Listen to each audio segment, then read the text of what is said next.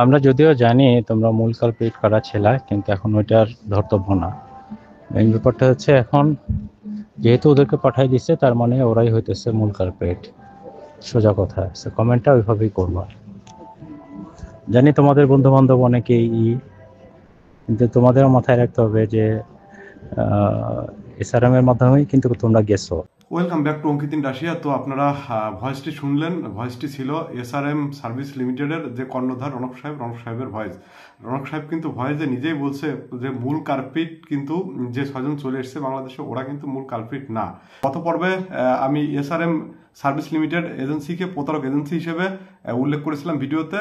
তাতে ওনাদের একটু আমার প্রতি অসন্তুষ্ট যে আমি কেন ওনাদেরকে প্রতারক এজেন্সি বলে উল্লেখ করলাম। এই একটা ভয়েসই প্রমাণ করে যে তারা কতটা ফ্রড, কতটা বাটপার, তারা কতটা প্রতারণা করছে এবং করে যাচ্ছে দিনের পর দিন।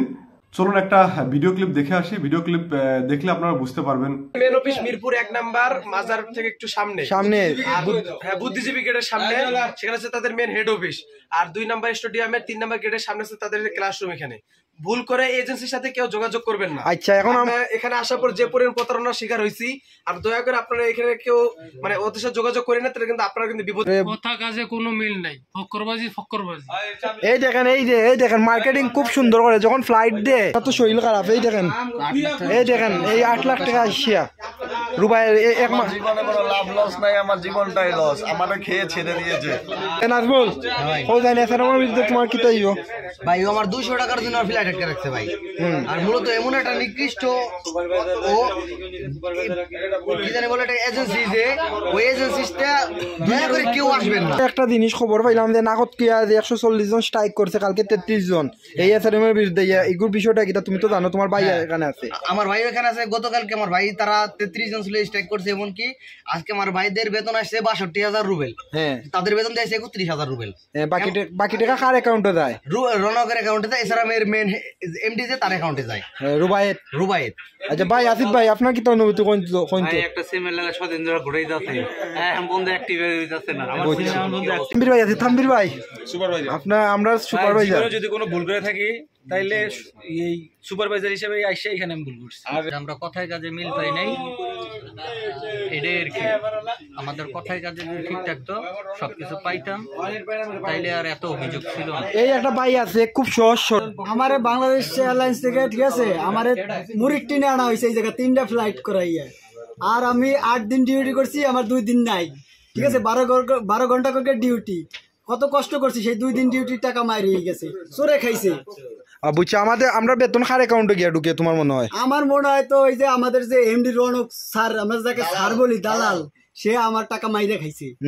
সাইফুল ভাই তোমার অনুভূতিটা কও এছাড়া আমার বিরুদ্ধে। স্যারও আমাদের সাথে অনেক প্রতারণা করছে, কাজে কাজে কোনো মিল পাই নাই আমরা। বুঝছি, তোমার বক্তব্যটা কও লিমন ভাই। এসআরএম এর মাধ্যমে আমরা রাশিয়া হওয়ার একদম প্রথম থেকেই যে ভোগান্তিগুলো শিকার হয়েছি, একদম আমাদের 3rd ক্লাস মানে ফ্লাইট। আমি কখনো দেখি নাই রাশিয়া আসতে 3টা ট্রানজিট দেওয়া লাগে। ওইখান থেকে আমরা ভোগান্তি শিকার। আইসা আমাদের 3 দিন রুমে খাবারই ছিল না। আপনারা যে ভিডিওটি দেখলেন, এই ভিডিওতে কিন্তু এই 6 জন নাই। এই ভিডিওতে যে 6 জনকে পাঠিয়ে দিচ্ছে, এই 6 জন কিন্তু ভিডিওতে নাই।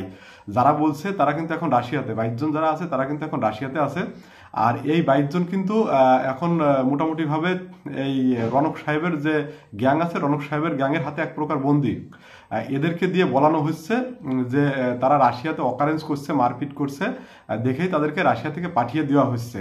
আপনারা তো রনক সাহেবের যে ভয়েসটি শুনলেন, ভয়েসটিতে এক প্রকার হুমকি টাইপের দেওয়া হচ্ছে যে তোমরা এইভাবে গিয়ে কমেন্ট করবা। তো এখন আমি এসআরএম সার্ভিস লিমিটেড এজেন্সির কর্ণধার রনক সাহেবের আরেকটি ভয়েস আপনাদেরকে শোনাবো। এটা আপনাদের সম্পূর্ণ আপনাদের বিচার বিশ্লেষণের উপর আমি ছেড়ে দিলাম, যে আপনারা যেটা বলেন আমি সেটাই শুনবো। গ্রুপে তোমরা যারা আছো তাদেরকে বলতেছি, এই যে এই লিঙ্কে যে ওখানে কমেন্ট করে আসো, যে এমনভাবে কমেন্ট করবা যাতে বোঝা যায় যে স্বেচ্ছায় গেছে। ঠিক আছে, এখানে দেখবা লাস্টে ছেলেটা আছে জুয়েল, তোমরা চেনো না ওকে, কিন্তু আমাদের এখানে ছিল। শুরুতে বাড়িতে যে পরে রেজিগনেশন পাঠাইছে, এরপর দেখা যাচ্ছে সে ধরা খাইছে যুদ্ধে। সো তোমরা ওখানে একটা কমেন্ট করবা সবাই, যে নিজের পায়ে নিজে কোরাল মারছে, অতি লোভে তাঁতি নষ্ট, টাকার লোভ বেশি, হ্যান ত্যান এগুলি বলে একটা মেসেজ করে দিবা এবং ওই সেই মেসেজের একটা করে স্ক্রিনশট আমাকে পাঠাবা। তো আপনারা শুনলেন যে একটি ছেলে ওনার এজেন্সির পাল্লায় পড়েই, ওনার ফ্রড এজেন্সির পাল্লায় পড়েই কিন্তু সে আজ রাশিয়ান সেনাবাহিনীতে যোগদান দেওয়ার পরে সে কিন্তু আর পৃথিবীতে নাই। সে নিরুদ্দেশ, মানে তাকে খুঁজে পাওয়া যায় না, তার বডিটাও তো খুঁজে পাওয়া যায় না। তাহলে কি এর দায়ভার কি রনক সাহেবের না? কি উনি কি এই দায়ভার থেকে মুক্ত হতে পারবেন? কখনোই কিন্তু এই দায়ভার থেকে মুক্ত হতে পারবেন না। দেখে উনি এখন নিজেই মানে খুব এতটাই সতর্কভাবে পদক্ষেপ নিচ্ছে যাতে কোনোভাবে এই ব্যাপারগুলো কোনোভাবে ফিলাস না হয়। তো আমার কাছে সমস্ত এভিডেন্স আছে। পরবর্তীতে আমি এই রাসেল ভাই যিনি আর পৃথিবীতে নাই, তো রাসেল ভাইকে নিয়ে আমি একটা প্রতিবেদন করব। তো সেখানে আমি সমস্ত মুখোশ খুলে দেবো। যারা কমেন্ট করেছো সবাইকে অসংখ্য ধন্যবাদ। এখন এই কমেন্টের উপর বেস করে তোমাদের সাথে যদি কেউ যোগাযোগ করতে চায়, বাংলাদেশ থেকে কোনো সাংবাদিক বা অফিসিয়াল কেউ, তাহলে সবাই কাইন্ডলি আমার নম্বরটা দিয়ে দিবে যে আমার সাথে অফিসিয়ালি যাতে কথা বলে। তোমরা নিজের থেকে কোনো কমেন্ট করতে যেও না। অবশেষে রনক সাহেব নিজেও কিন্তু বুঝে গেছে যে তার এই কর্মকাণ্ড আর খুব বেশি দিন চাপা দিয়ে রাখা যাবে না। সেই জন্য সে তার গ্যাং অথবা সাঙ্গপাঙ্গদেরকে সতর্ক করে দিচ্ছে, যদি কেউ কখনো কথা বলতে চায় কিংবা ফোন করে তাহলে তোমরা কথা বলো না, তোমরা আমার নাম্বারটা দিয়ে দিও, আমি গুছিয়ে তাদের সাথে কনভিন্স করার চেষ্টা করব। ভয়েসটা তো শুনলেন, এটাই তো দাঁড়ায়। যাই হোক আর কি, আমি আর কিছু বলবো না, আপনাদের উপর ছেড়ে দিলাম। রনক সাহেবকে এবং রনক সাহেবের এজেন্সিকে আপনারাই বলুন যে আদৌ আমি ঠিক করছি ভিডিও করে নাকি শুধুই বদনাম করছি রনক সাহেবের এজেন্সি নিয়ে। আপনারাই বিচার করুন। তো আজকের মতো এই পর্যন্ত। দেখা হচ্ছে পরবর্তী রনক সাহেবের ভিডিও নিয়ে আবার আসবো আমি ফিরে। তো তত সময় আপনারা ভালো থাকুন, সুস্থ থাকুন।